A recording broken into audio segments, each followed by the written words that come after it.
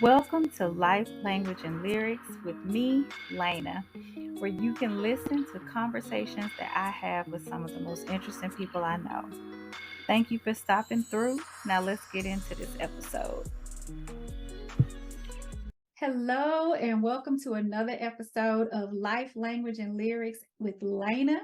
And today's episode is covering the topic Surviving and Thriving with Wanda Hill. And so since we're in the month of October, I wanted to focus on breast cancer awareness and then touch on some of the health disparities also related to it, particularly among Black women. And to help with this conversation, I invited someone very special to me, my very own Aunt Kitty, which I will probably call her throughout the whole episode. And Aunt Kitty is actually a breast cancer survivor. So, hey, Kitty. Thank you, Dr. Davis, for having me. Thank you for agreeing to come. I really appreciate that you agreed to do this and to share your story. First, can you just tell us just a little bit about yourself, like where you're from, what you like to do, anything you're okay sharing with the people? Well, born and raised in little old Athens, Texas. Moved to the Dallas-Fort Worth area in the 1980s. Kind of my thing to do is this family, friends, traveling, just enjoying life. Okay, all right. And if any of you caught the first episode of season 2, y'all will see Aunt Kitty on there living life as well. So we'll just kind of jump into talking about breast cancer, right? This is Breast Cancer Awareness Month. A lot of people are being encouraged to go and get their mammograms if it's that time for them. Can you talk about when you first noticed something and how you found out that it was going to be breast cancer? Well, I'm probably going to take some of your questions that you have for me. Mm-hmm. But based on family history, I Mm-hmm. was always aware of the fact that my chance of getting breast cancer was greater. So I was always doing my self exams. Even after my mammograms, I always did my self exams. And 2010 is when I had my mammogram in May, and then 2010 September is when I found a lump. And I didn't want to be like saying, oh, you know what, this is cancer right away. I actually went through all the steps and let the doctors do the biopsies, the sonograms, and then it came back positive as breast cancer. Okay. Yeah, I think I also was aware of that too. And so I've been doing my self checks. And I never felt anything, but I did end up having to do a biopsy this year.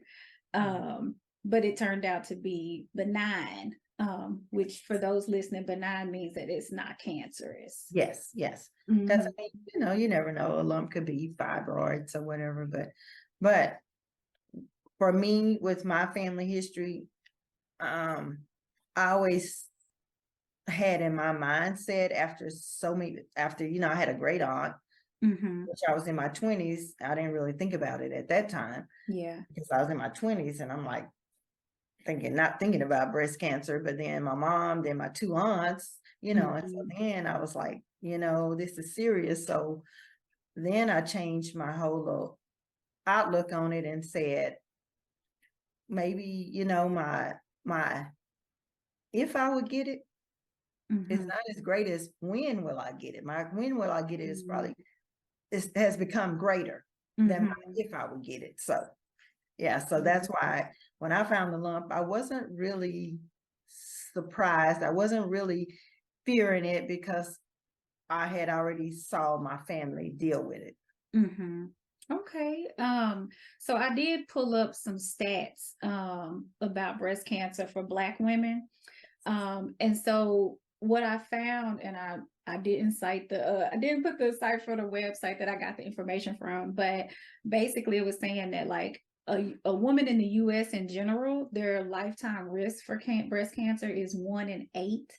But African American women or Black women have a 40% breast cancer mortality rate. Which for those who are listening, that means that they don't survive. Yes. And we have it the highest of any other racial group, racial or ethnic group. And also women under 40, women that are younger than 40, sorry, the breast cancer incidence is higher among Black women than white women. Yes. And the diagnosis of a triple negative breast cancer, which is a much more aggressive type, that one is more common for Black women. Yes. And it is the leading cause of cancer death for us as well. And then another thing, there are some studies that also found that Black women who use hair dye, like every 5 to 8 weeks, had a 60% higher risk for breast cancer. So we do have some pretty high and outstanding numbers there. So definitely go get your mammogram if it's that time for you. Yes. And you mentioned mammogram is only once a year. Yeah, that's true. 11 months in between that you need a self-exam. That's true. Do your self-exams. You just you lay on your back and you feel around to see. They are in the shower, wherever. You just that actually may be good, because you actually kind of told me like this is what you should feel for. Can you talk about that? Yeah. Well, my aunt, my mom's youngest sister, was the one that said, she said, you always check your breasts in the shower. You lather up and you check your breasts in the shower. You know, you raise each arm, and actually that's where I found my lump, was in the shower. Yeah. And you told me about what it may feel like. Yes. It's going to be like, it's a lump and it's hard and it does not move. A fibroid would move around, or any type of cyst, it'll move, but a breast cancer lump, it's there. It's hard and it doesn't move. It doesn't move around or anything. So it's a different type of lump. Okay. Thank you for that. And so you did kind of mention the family history as well. Grandma, great aunties, great aunt, my mom, your sister.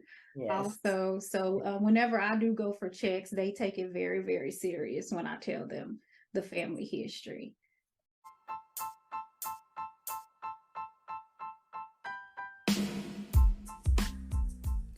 Lay's Rum Cakes goes pink every October for Breast Cancer Awareness Month. A portion of the proceeds from sales in October goes to a nonprofit organization that supports breast cancer survivors. Any purchase will contribute, but if you want to go pink, try the strawberry lemonade or the pina colada with pink icing. Order at laysrumcakes.com or catch me in person at the Jericho Market every 4th Saturday, located at the DC Creative Institute at 924 H Street, Northeast Washington, DC.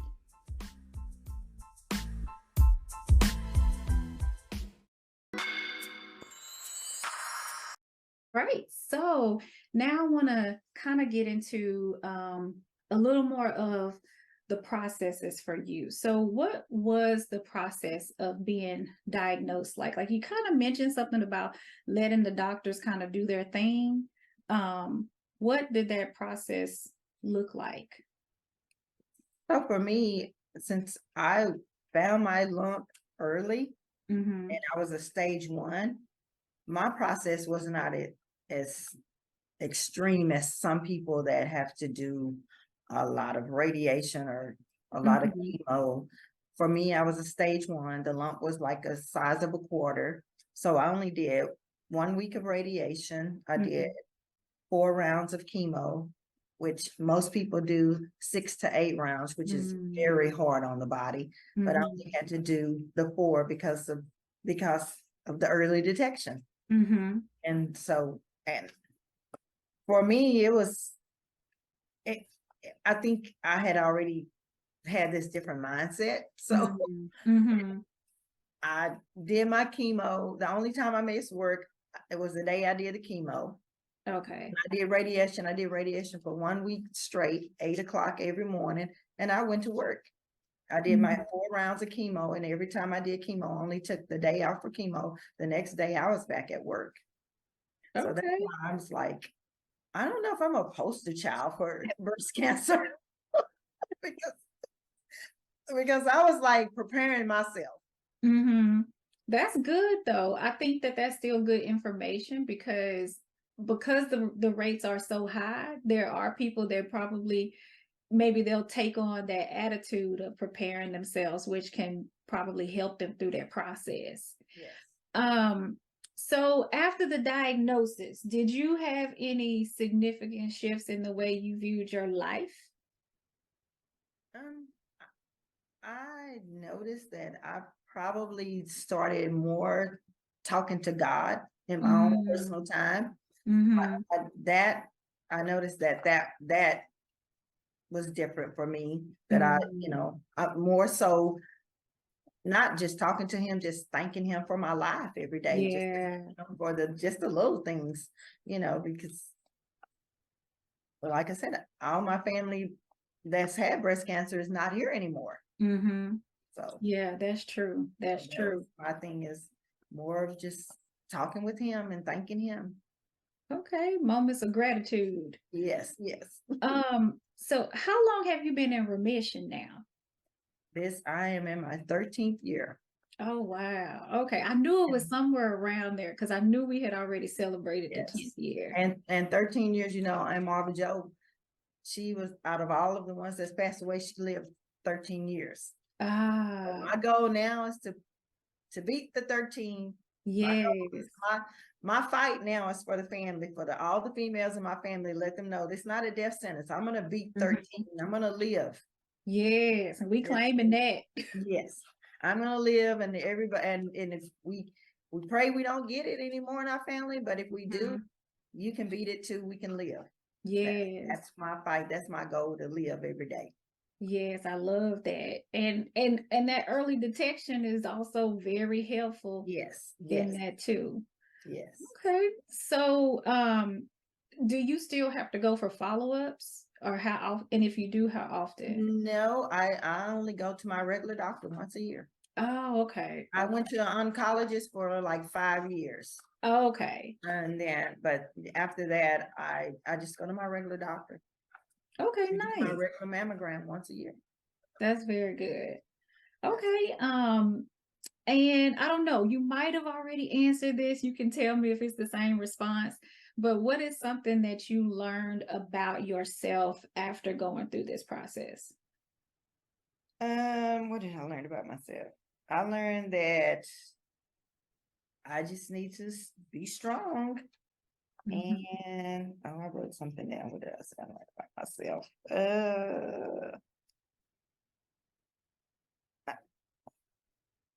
I learned that hey, I have to be strong, because from the ladies in my family that fought this battle, they were strong women, and they taught me that I needed to stay strong and be there for the family and be strong for the family.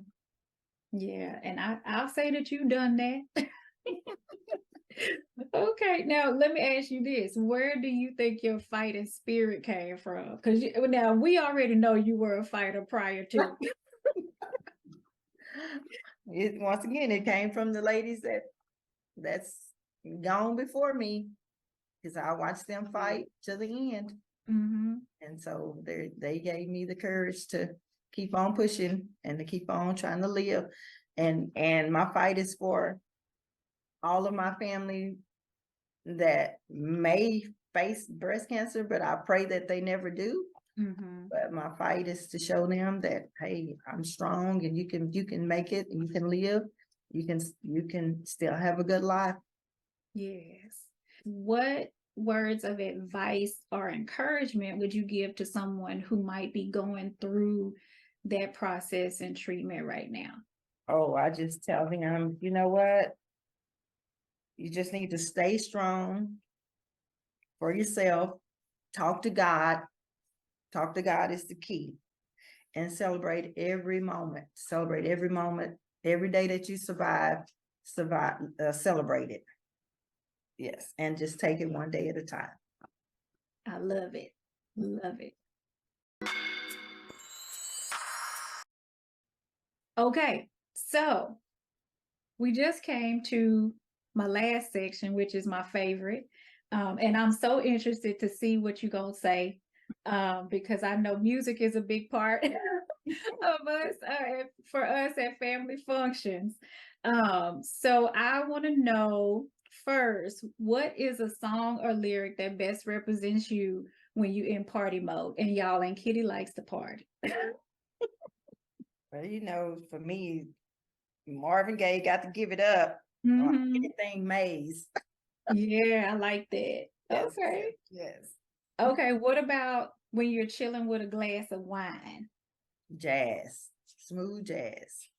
I love it. Okay.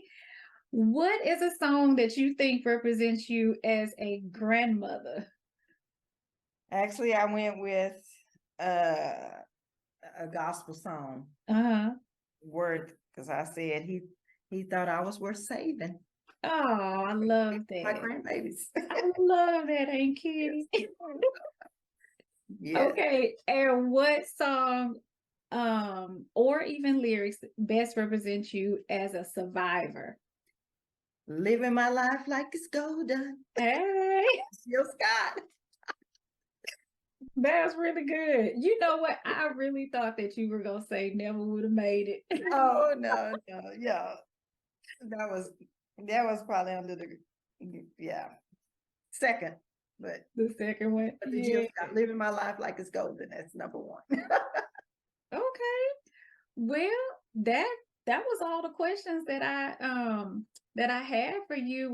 Did you have any final comments or remarks? No, just ladies, self-exam every month. Like I said, the mammogram is once a month, but there's 11 more months in the year. Check your breast. Early detection saves lives. Yes. And I also wanted to mention that there's organizations too that can help you with certain things. And that provide like education and all of that. And there's one in particular called the Sisters Network. I donate to them from my cake business. They are a Black run nonprofit, and they have a fund that supports women who maybe they need some help with their prosthetics or like medical visits and things like that. Because I did learn that if you have a deductible, whew, it can get a little pricey when you have to go for those extra yes. But on that too, also with the oncologists, they have programs. So you talk to your doctor, your oncologist, your doctors, and ask them about the programs, because they paid for a lot of my deductions. Okay.